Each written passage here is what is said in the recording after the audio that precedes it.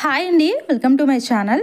ఈరోజు మన ఛానల్లో ఉసిరికాయ నిల్వ పచ్చడిని, అది కూడా సంవత్సరం పాటు నిల్వ ఉంచుకునే విధంగా ఎలా ప్రిపేర్ చేసుకోవాలో చూసేద్దామండి.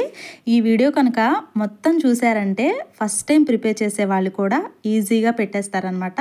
అంత బాగుంటుంది. ఈ ఆమ్లా పచ్చడిని ప్రిపేర్ చేసుకోవడం కోసం నేను ఇక్కడ ఒక 1/2 కేజీ దాకా ఉసిరికాయలను అయితే తీసుకున్నాను. మరీ అంత చిన్నవి కాదు, మరీ అంత పెద్దవి కాదనమాట. ఇక్కడ నేను చూపిస్తున్న ఈ సైజులో అయితే తీసుకున్నట్లయితే తినటానికి చాలా బాగుంటుంది, ఈజీగా ఉంటుంది. అదే పెద్దవి తీసుకున్నట్లయితే ముక్కలు సరిగ్గా పట్టవన్నమాట. ఉప్పు కారం అదే చిన్నవి అనుకో మరీ ఎక్కువ మాగినట్లు అయిపోతాయి అన్నమాట. ఈ సైజు కనుక తీసుకున్నట్లయితే కరెక్ట్గా చాలా బాగుంటుంది. సో వీటిని నేను శుభ్రంగా కడిగి నీట్గా క్లాత్తో తుడిచి నేను ఇక్కడ వీడియోలో చూపిస్తున్నాను. ఆ తర్వాత ఈ ఉసిరికాయకి ఉప్పు కారం అన్నీ మంచిగా పట్టాలి అంటే ఇక్కడ చూపిస్తున్నాను చూడండి. ఉసిరికాయలకి మధ్య మధ్యలో సారల్లాగా ఉంటాయి కదండి, అక్కడ గ్యాప్ వచ్చిన చోటల్లా నైఫ్ తోటి ఇలా కట్ చేసుకున్నట్టు పెట్టుకోండి. లేదు అంటే 2-3 చోట్ల ఘాటుల్లాగా పెట్టుకున్నా సరిపోతుందన్నమాట.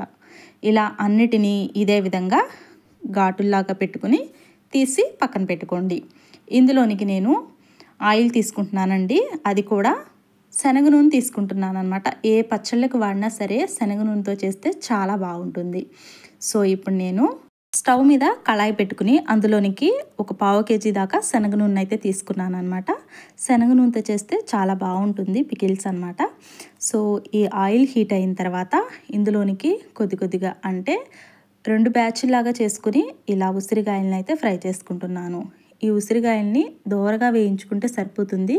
మరీ ఎక్కువగా ఓవర్గా ఫ్రై చేయకూడదు. ఎక్కువగా ఓవర్గా ఫ్రై చేసినట్లయితే ఈ ఉసిరికాయ పచ్చడి చేసిన తర్వాత మాగే కొద్దికి చాలా మెత్తగా సాఫ్ట్గా అయిపోతుంది. టేస్ట్ కొంచెం డిఫరెంట్ అయిపోతుంది అనమాట. అలా కాకుండా ఇక్కడ దోరగా చక్కగా ఈ విధంగా ఫ్రై చేసుకుంటే సరిపోతుంది.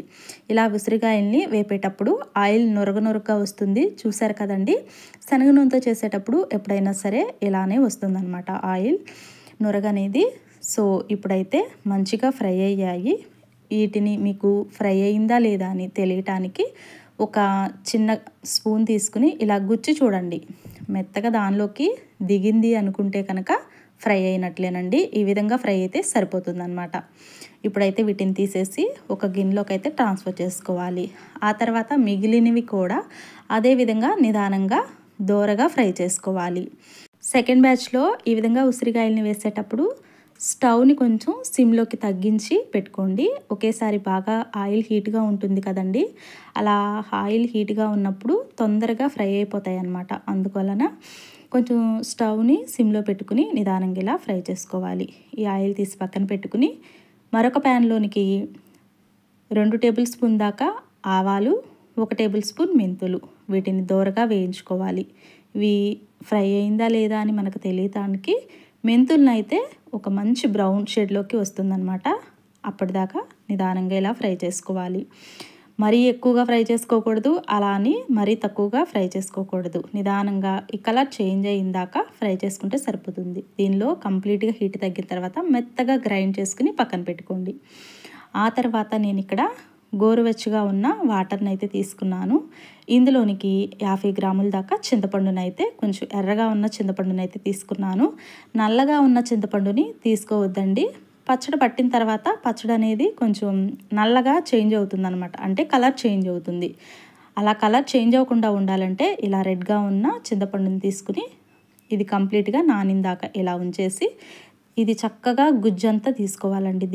దీనిలో ఉన్న పిప్పి కానీ తొక్కలు కానీ ఏమన్నా ఉంటే ఇలా చేత్తో తీసేసుకోవచ్చు. మీకు ఇంకా కంప్లీట్గా కావాలి, నీట్గా చక్కగా ఇంకా ఏమి తొక్కలుగా ఏమీ లేకుండా ఉండాలి అనుకుంటే కనుక వడగిన్లోకి చక్కగా ఈ విధంగా తీసుకోవచ్చు. ఆ తర్వాత స్టవ్ మీద ఒక ప్యాన్ పెట్టి 2 టేబుల్ స్పూన్ దాకా ఆయిల్ తీసుకున్నాను. అది శనగ నూనెనండి. అది కూడా ఇలా గుజ్జు తీసుకున్న చింతపండుని ఇందులోకి వేసుకుని ఈ చింతపండుని చక్కగా ఉడికించుకోవాలి. ఇది మీకు ఉడికిందా లేదా అని తెలియటానికి అయితే ఈ ఆయిల్ అంతా పైకి తేలుతుంది, చింతపండు అంతా చక్కగా కింద ఉండిపోతుంది అనమాట. అప్పటిదాకా నిదానంగా ఇలా ఉడికించేసుకోవాలి. చూస్తున్నారు కదండి, ఈ విధంగా ఉండాలన్నమాట. ఇలా ఉంటే ఇప్పుడు స్టవ్ అయితే ఆఫ్ చేసేసుకుని దీంట్లో కంప్లీట్గా హీట్ తగ్గిన తర్వాత పచ్చట్లోకి కలుపుకోవడమే. ఆ తర్వాత నేను ఇక్కడ చూపిస్తున్నాను చూడండి, చాలామందికి పచ్చడి పట్టేటప్పుడు డౌట్ వస్తుంది. కేజీల్లో, గ్రాముల్లో పట్టుకోవాలంటే ఎలా పట్టుకోవాలి? ఎక్కువ తక్కువ అవుతాయేమోనని డౌట్ వస్తుందనమాట. అలా కాకుండా ఇలా గ్లాస్‌తో అన్నిటినీ ఈక్వల్‌గా ఇలానే కొలుచుకున్నామే అనుకో, చక్కగా పర్ఫెక్ట్‌గా ఫస్ట్ టైం ప్రిపేర్ చేసినా సరే ఈజీగా పెట్టేస్తారనమాట. నేను ఉసిరికాయల్ని ఈ గ్లాస్‌తో అయితే కొలుచుకుంటున్నాను. ఇది 3 గ్లాసుల దాకా ఉసిరికాయలైతే అయినాయి అనమాట. ఉప్పు, కారం అన్నిటినీ దీంతోనే కొలుచుకుంటాను. 3 కప్పుల అంటే 3 గ్లాసుల ఉసిరికాయలకి ఒక పావు కప్పు దాకా అంటే ఉప్పుని ఎండబెట్టి ఆ తర్వాత మిక్సీలో వేసుకున్న తర్వాత ఇలా సాల్ట్ లాగా చేసుకుని ఇందులోకి యాడ్ చేసుకున్నాను. అదేవిధంగా ఒక అర గ్లాస్ దాకా కారం అండి. ఇది పచ్చి కారమే, మసాలాలు ఏమి కలపని కారం అండి. పచ్చి కారాన్ని ఒక అర గ్లాస్ దాకా కలుపుకోవాలి. అదేవిధంగా ఒక 15 లేదా ఒక 20 వెల్లుల్లి రెమ్మలను అయితే పొట్టు తీసుకుని అయితే వేసుకుంటున్నాను. ఒక పావు టేబుల్ స్పూన్ మెంతులు అయితే వేసుకోవాలి. ఒక పావు టేబుల్ స్పూన్ పసుపు ఇలా వేసేసుకుని చక్కగా ఒకసారి చేత్తో ఇదంతా కలుపుకోండి. చేత్తో కలుపుకోవటం వల్ల పచ్చడి చక్కగా కలిసిపోతుంది అనమాట. అన్నీ ఇదే విధంగా కలిసిపోయిన తర్వాత ముందుగా ప్రిపేర్ చేసి పెట్టుకున్న చింతపండు గుజ్జు ఉంది కదా, దానిని ఈ ఉసిరికాయలోకి ఇందులోకి యాడ్ చేసేసుకోండి. చక్కగా ఈ విధంగా వేసేసుకున్న తర్వాత ముందుగా మనము ఉసిరికాయల్లో వేపుకున్న ఆయిల్ ఉంది కదా, ఆయిల్ని కొద్ది కొద్దిగా దీనిలోకి తీసేసుకుని కలుపుకోండి. ఆయిల్ బాగా హీట్గా ఉన్నప్పుడు కలుపుకోవద్దండి. లైట్గా కొంచెం వేడిగా ఉన్నప్పుడు ఉంటే సరిపోతుంది. కొద్ది కొద్దిగా తీసుకుని చూసుకుంటూ కలుపుకోవాలి. ఆయిల్ అనేది పర్ఫెక్ట్గా సరిపోతుందండి. ఒక పావు దాకా వేసుకుంటే చాలన్నమాట. సో అంతా ఈక్వల్గా ఇలా కలిపేసేసుకోండి. మిగిలిన ఆయిల్ కూడా తీసేసుకుని కింద నుంచి పైకి చక్కగా మొత్తం కలిసే విధంగా ముక్కలకి అంటే పచ్చడికి మొత్తం ఈక్వల్గా కలిసిపోయేలాగా ఇలా చక్కగా ఒకసారి అయితే కలిపేసేసుకోండి. ఇలా కలుపుకున్న తర్వాత ఒక ప్లాస్టిక్ డబ్బాలో కానీ లేదా జాడీల్లో కానీ ఇలా చక్కగా పింగాణి కప్పుల్లో కానీ ఇట్లా వేసేసుకుని చక్కగా పచ్చడిని పెట్టేసుకోవచ్చండి. చాలా ఈజీ అనమాట. ఫస్ట్ టైం ప్రిపేర్ చేసినా సరే ఉసిరికాయ పచ్చడిని ఈజీగా పెట్టేసుకోవచ్చు. ఈ వీడియో కనుక మీరు కంప్లీట్గా చూసారంటే ఇంత ఈజీనా ఉసిరికాయ పచ్చడి ప్రిపేర్ చేసుకోవడం అనుకుంటారు. అంత ఈజీయేనండి, నిజమేనండి. ఇది కలిసిన తర్వాత ఈ విధంగా ఒక డబ్బాలోకి అయితే ఎత్తి పెట్టుకుంటున్నాను అనమాట.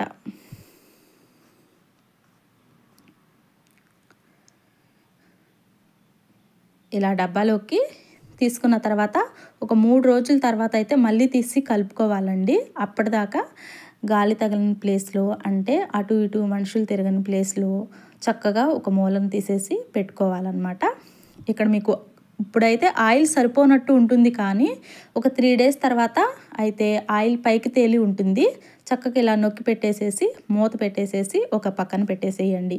నేను ఇక్కడ ఒక 3 డేస్ తర్వాత అయితే మీకు ఇక్కడ చూపిస్తాను.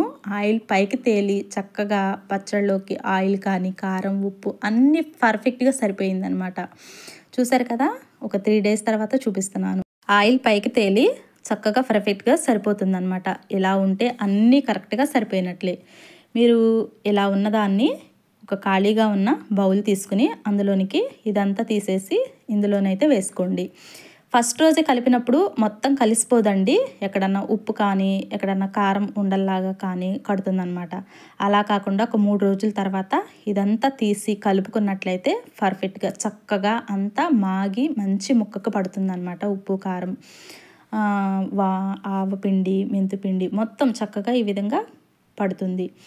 ఇంకా చాలా బాగుంటుందన్నమాట. వేడివేడి అన్నంలో చక్కగా ఇలా పచ్చడి వేసుకు తింటే ఎంత బాగుంటుందో ఇలా మీకు చెప్తూ ఉంటేనే నాకు నోరు ఊరిపోతుందన్నమాట.